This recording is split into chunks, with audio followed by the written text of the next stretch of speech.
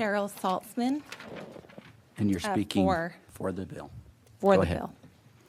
For my entire life and generations before me, women have had the expectation of female-only spaces, including bathrooms, locker rooms, and designated female apartments. At some point, universities decided that women should no longer be allowed to expect female-only spaces without men. It was very shocking to discover that a man pretending to be a woman was interviewed and hired as a resident assistant and then moved into the small, female-designated dorm suite with one small bathroom of my daughter and 3 other girls without consent, forewarning, or choice.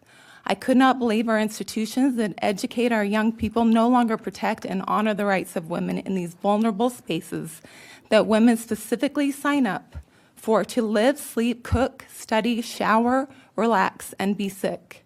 This story of my daughter went viral online. Millions of people were stunned that we now live in a world where the feelings and validation of a man pretending to be a woman is more important than a woman's right to female space.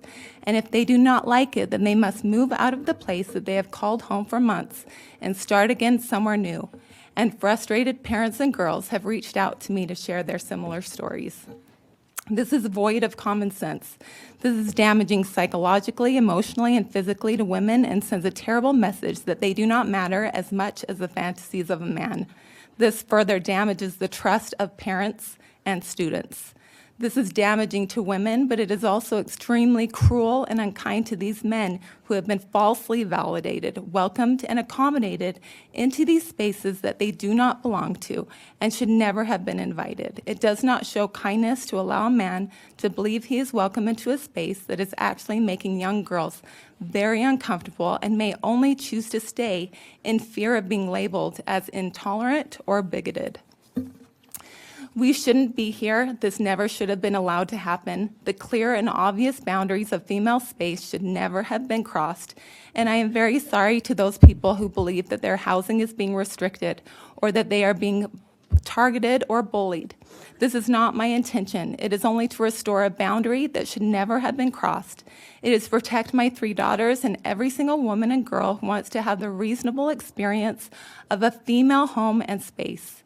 It should be every single girl's choice to decide what man, when, how, and if she decides to live with a man, period. I fully support and encourage kindness, acceptance, and accommodation of the gender-inclusive housing that's already available at the college and would support any and all improvements to make the college environment safe and accommodating to all its students as long as those clear boundaries of female spaces are honored and are never crossed.